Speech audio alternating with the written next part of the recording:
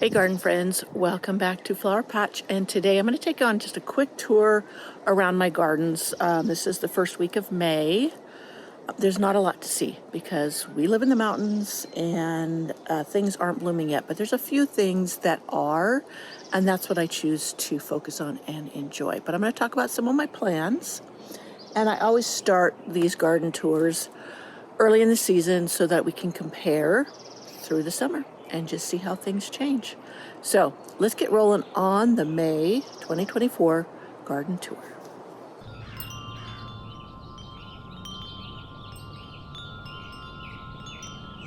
As I said, there's lots of things that are in process. So there's a few things sitting around and we'll explain all of it. But this time of year, even though I'm a zone 8B, everything's just getting started. And so I've been out here weeding when I can, etc., getting things planted slowly. And I just enjoy the little things, the ephemerals, the things that aren't like big and bold in your face, but they're a joy nonetheless. So let's get rolling and we'll go along and I'll explain my plans as I do this. Now, along here, I dug up for the artist garden, I dug up the salvias, the Mystic Spire salvias, and I placed them behind me now where that's at. This container is going to go, I'm going to dump this out in one of the raised beds in the Secret Cottage garden. You can see some alliums are coming up. And that's why I haven't put it back there yet, because I was going to go ahead and enjoy the alliums, though I could cart this back there and enjoy them there and get planting here.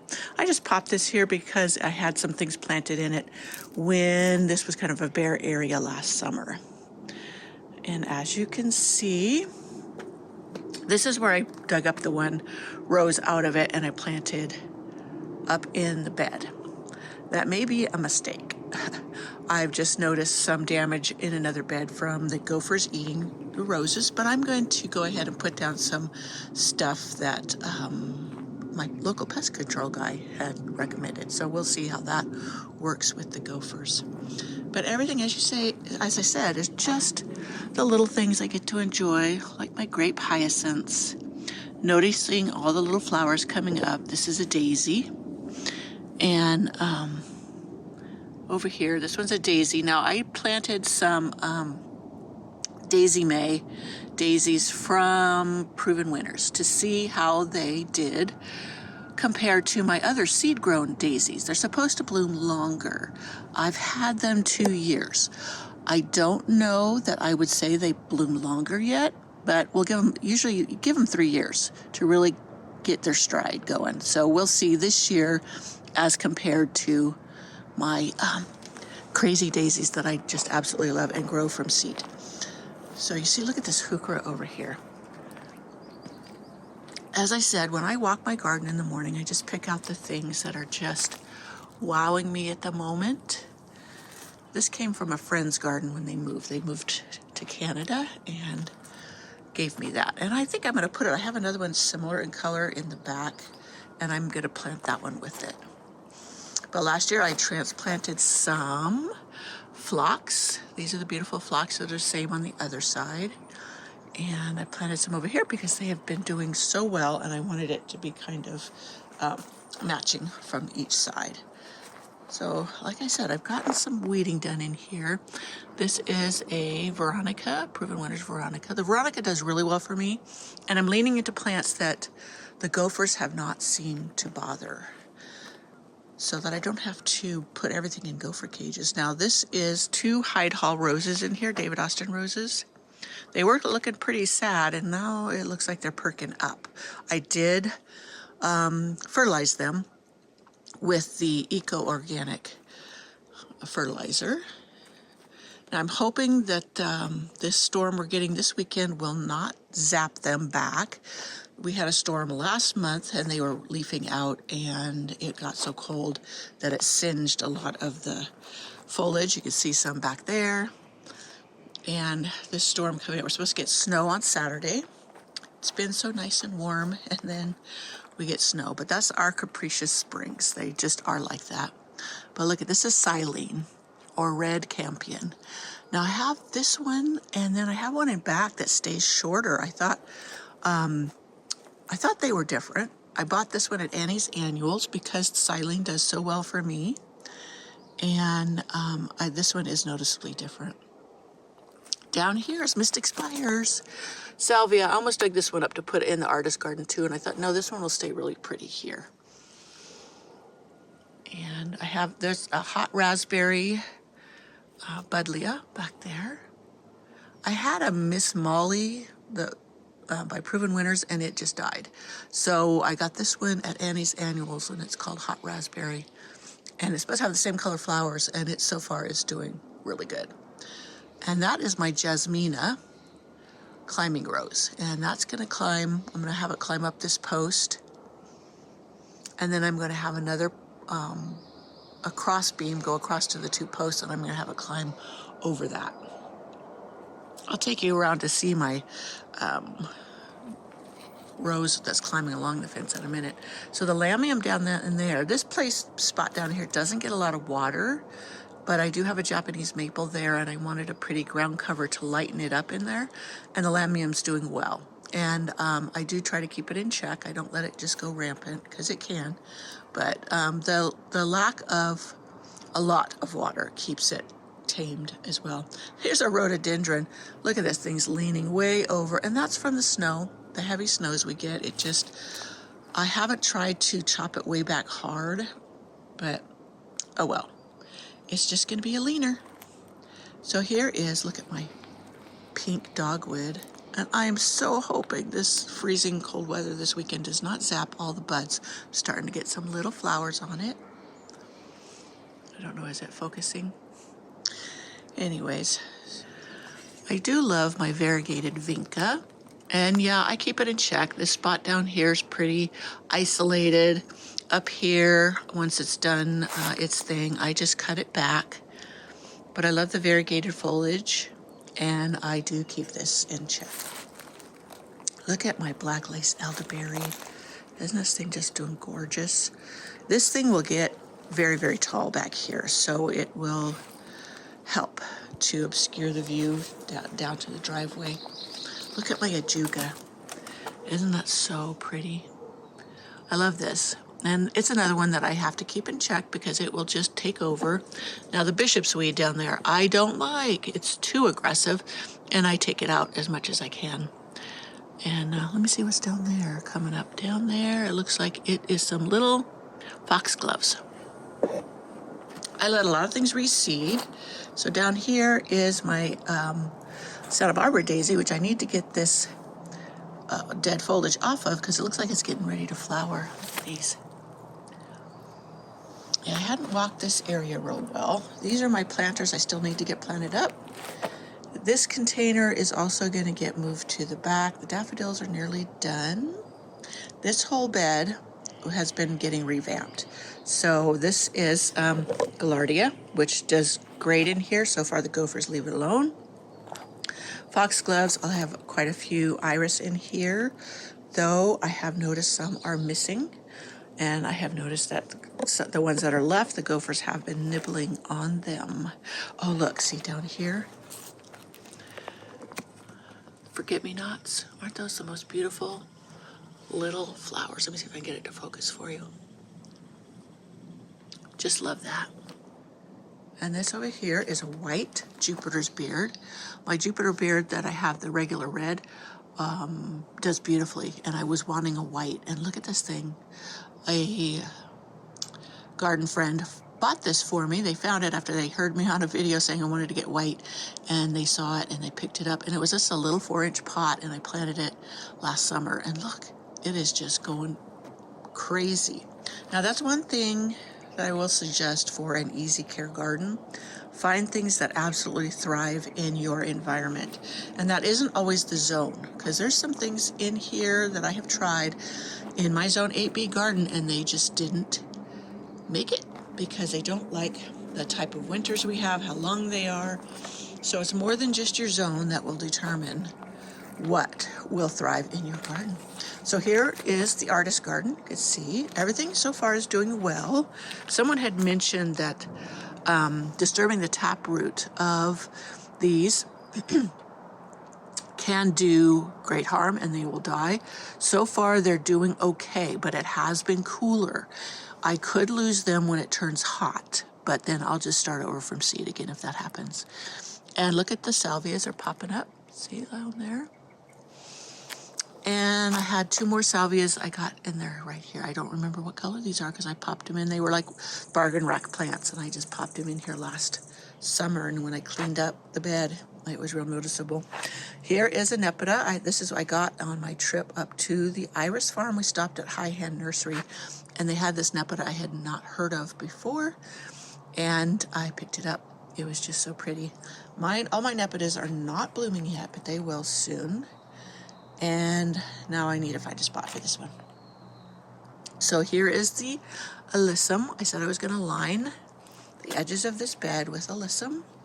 And so I've got another 6-pack to go along that edge. So that's in progress. I just got these planted yesterday. Popped out here when the sun was shining and it was so warm. So it's exciting to see more ajuga. You can see this one's just coming to bloom. But here is a clematis that I planted last year, and it's not looking its healthiest, so I'm going to give it some organic rev, give it a little jump start and help it along. I think that's Guernsey Cream, or it is Betty. I have 2 in here that I planted. Betty Corning. I think that was Betty Corning. My mom's name was Betty, so I try to find plants too that have meaning for me, like family members' names, etc. Look at this clematis.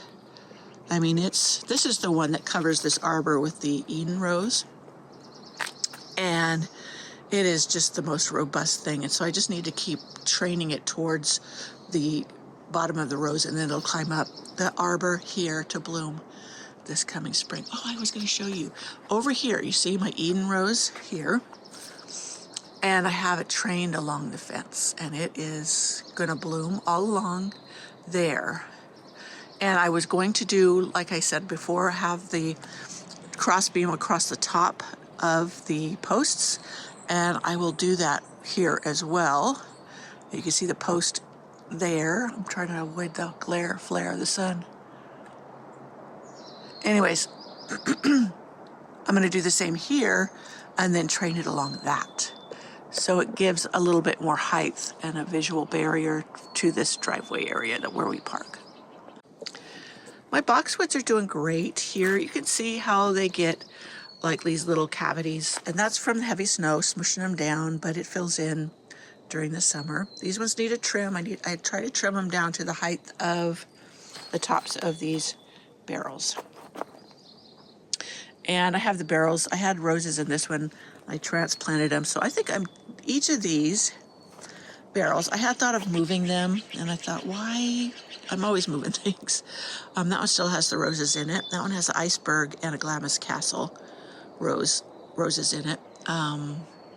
But I think I'm going to move those, but put petunias, my wave petunias in these, and it'll just be a gorgeous 2-sided flanking the sidewalk display. So here is my Olivia Austin rose. Now, one thing I've noticed with the Olivia Austin rose is it is much more sensitive to the cold than other roses. You see that? All that is from the last cold snap we had, and I thought I was going to lose it. It looked like it was going to die, but see, it's putting out new growth, and now we're going to have another cold snap. So we'll see how it fares. I will end up probably putting this up on my deck where I can put it under a protected area if it shows that it's really, really sensitive to the cold. So up here, this is my Limelight Hydrangea. It's doing beautifully. I had pruned it back in the fall because I have to because of the heavy snows. It would be laying on the ground if I hadn't. And so I don't prune it in the spring. They get pruned in the fall. And here's the phlox that does so beautiful here that I planted on the other side of the arbor and showed you earlier. And it needed to be dug up and divided because it was getting too big. Looking down here, this is my Kent Beauty ornamental oregano coming up there to enjoy some sunshine. Now up there I have 2 clematis, and the one is the Monrovia, and it's called, let me get up there, get up this rock wall. Okay, Vancouver Fragrant Star. And I got this last year on the bargain rack at Lowe's, and I thought I had lost it, but I'll show you something. See if you can see the new growth coming up at the base. Right there, there's some new growth. So I'm so happy about that. This one's Ragucci, and it's pretty tough, and I just love it. I love the bell-shaped flowers. So I was thrilled that that one made it. Clematis usually do very, very well for me. So when I thought I'd lost it, I couldn't figure out why in the world it would die. So let me go on the other side. I have over here, this is a delphinium that the slugs have just laid waste to, but it will recover. I'll put some more the lime down so that it deters them. So you can see I've had lots of gopher trouble here. That is my hibiscus, my dinner plate hardy hibiscus, and I don't get blooms till spring because our nights stay cold, and they like the nights to be at least 60 to set blooms. But here's my summer snowflakes. Aren't they beautiful? The gophers don't seem to bother them, and I haven't had them spreading much. Some people say they spread aggressively. They don't here, so I love them. So my creeping phlox is just doing so gorgeous right now. Let me get down back off this wall. Yep, this whole bed, now to my right over here is the artist garden that we planted up together not too long ago. And then on this side, which I said was Gopherville, and it is, there are some iris coming up. This is not Nepeta. This is a seedling. What is it called? I'll remember the name in a minute. But it's related to Nepeta, and I started them from seed, and they seem to be doing well. I just need to cut off the dead. And look at this daffodil. It was a double, and it's done so pretty. And now it's time to cut it back. I leave the leaves. I don't tie them up or anything because I want them to have as much chance to absorb energy to increase and to bloom beautifully next year. So over there's a rose on that but obelisk, and I need to fix the obelisk so it's not leaning. But what I wanted to point out is, like, this one right here is called my grandmother's hat rose, and it's really struggling. Hardly has any leaves. It looks insipid. That tells me the gophers have been eating on it. So I need to dig it up and give it some protection. I thought maybe I would put that barrel that was down in the walkway that I'd taken a rose out of and put it here, and then put the rose in it, and then it has a chance. I got this vintage rose because my grandmother always wore hats. She had lupus, and it protected her face, her skin, and so when I saw this grandmother's hat rose, I had to have it. Like I said before, I have a lot of plants that have meaning for me. It's not just a plant and for the beauty alone. So, and that looks like another phlox. Yeah, it might be another phlox because they do so well, and the gophers leave them alone again.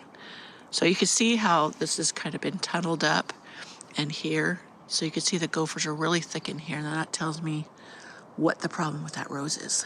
So that's why many of my roses are in containers, is the gophers were eating them and killing them. So I used to have, of the Olivia, I had 3. This is the only one left because the gophers ate it.